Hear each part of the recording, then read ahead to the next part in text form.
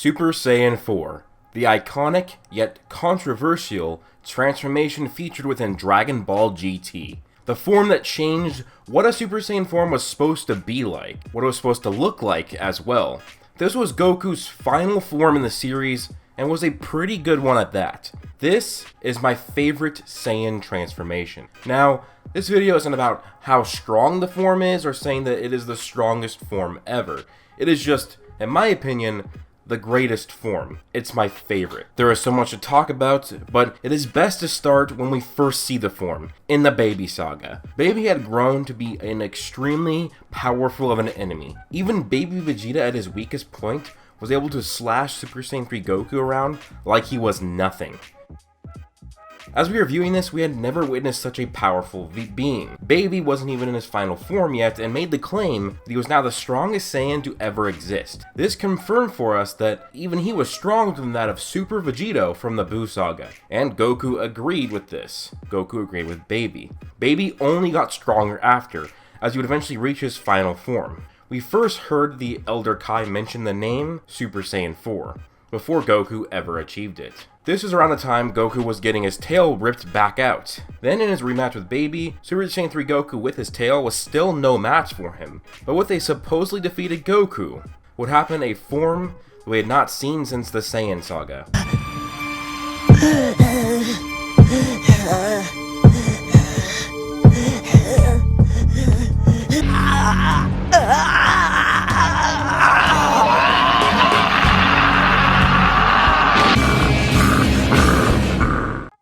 The Ozaru form had finally returned, but in a new way. It was golden, signifying that this wasn't just Ozaru, it was Ozaru mixed with the Super Saiyan form. This new form alone put Goku on the same level of final form Baby, as even Baby grew scared of the now monstrous Goku. Goku was going crazy. He could have ended up destroying the planet had he never slowed down. With the help of his granddaughter Pan, Goku would tame his inner beast, thus would give us the transformation, the Super Saiyan 4.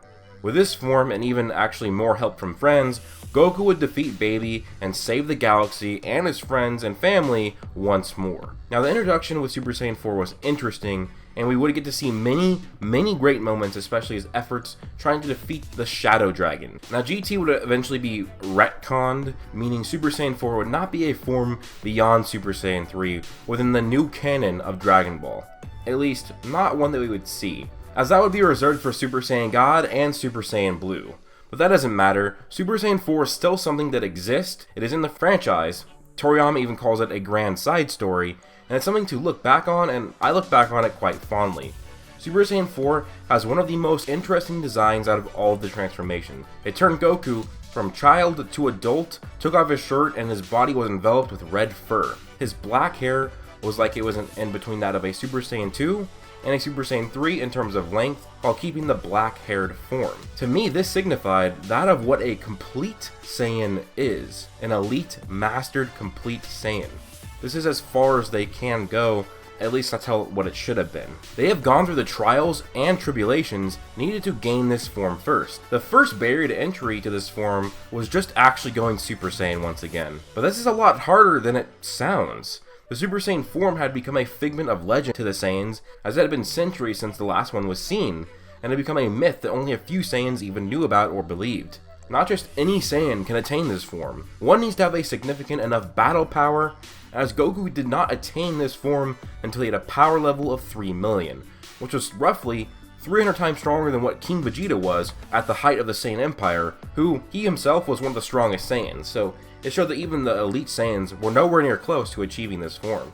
Now power isn't everything. One also needs to be of pure heart, which is also similar to having enough S cells, which is a recent development we've just learned about. Also, a triggering, emotional, or passionate moment is needed to act as the initial trigger for this form.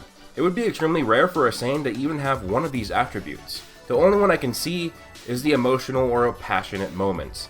As them being a warrior race waging wars in many battles, these moments could occur, but it also seems that a lot of these Saiyans were emotionless, still making these moments hard enough. But even if they did achieve this state of extreme emotional or passionate trauma, they would never have the required power level or amount of S cells or pure heart to actually ever transform. So the way I look at it, the first step of a Saiyan's true journey is turning Super Saiyan, which requires 3 terribly hard things. I'll go over it once more. High power, pure heart, and a traumatic event. That is how you get a Super Saiyan. So once the Saiyan transforms into the legendary Super Saiyan, they will have been ready for the next step now, which is mastering the Super Saiyan form, studying it, working on it.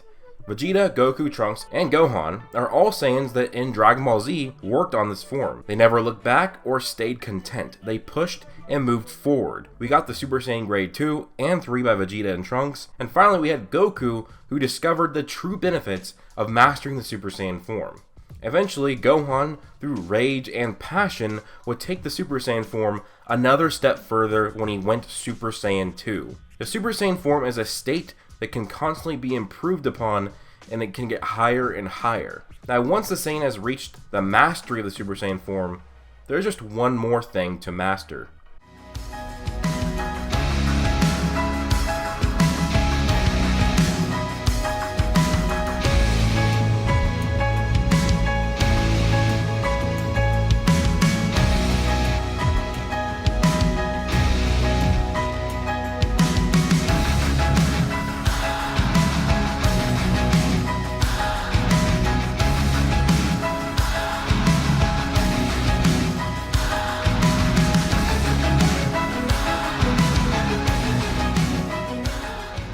The Oozaru form is more natural to a Saiyan than the Super Saiyan form. The Oozaru is given to a Saiyan. Every Saiyan has access from birth. All they need is a full moon and boom, they are 10 times stronger and are turned into a giant, brutal, unstoppable ape. Now it takes great ability of the mind to master or tame this inner beast. Once he has attained and mastered Super Saiyan, they then must look up at the full moon and transform into a brand new form.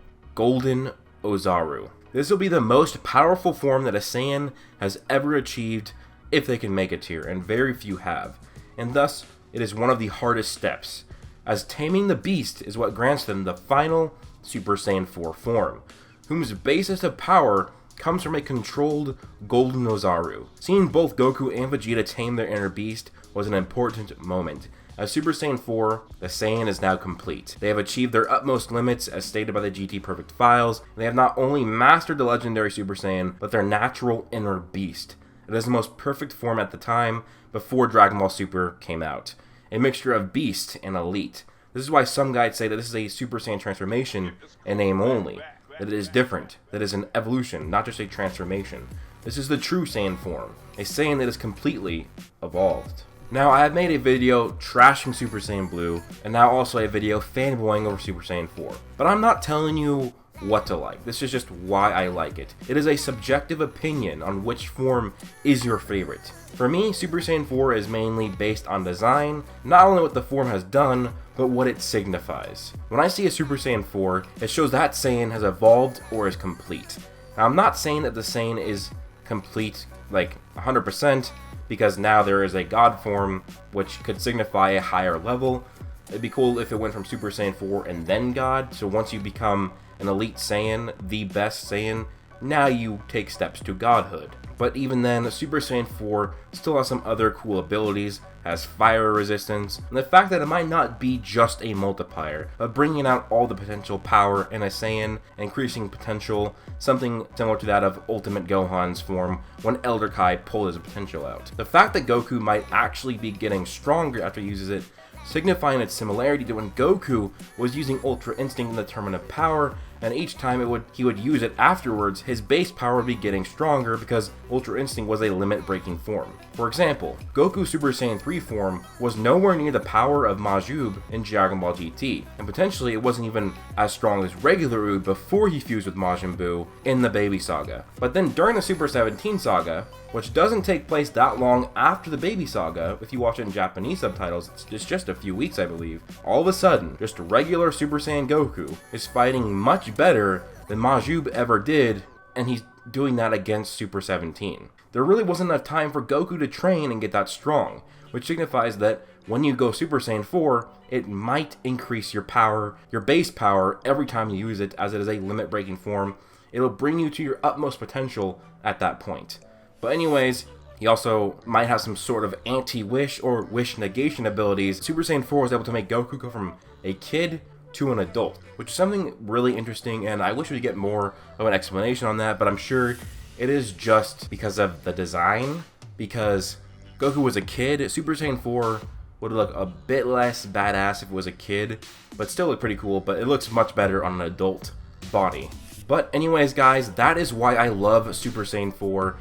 It shows a Saiyan has gone through so much, and so if you compare it to Super Saiyan God, realistically, a Saiyan doesn't need to really go through a lot. The requirements for the ritual is 5 pure-hearted Saiyans put their power into a 6th pure-hearted Saiyan, and then you get Super Saiyan God. Well, all you need is a pure heart. It doesn't say you need high battle power. It doesn't say that you need a traumatic moment, which means that for this ritual, you only need one of the 3 things, and then you are given this form.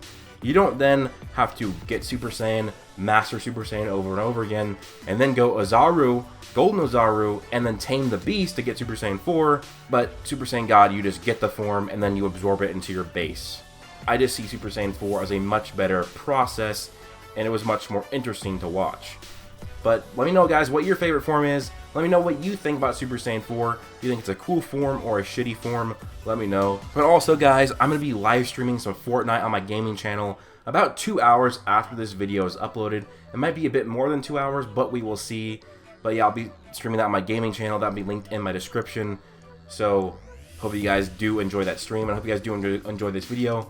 Please leave a like, comment, subscribe, turn on notifications to see every video when it is uploaded. Join my Discord and follow me on Twitter. I hope you guys all have an amazing day. Peace out.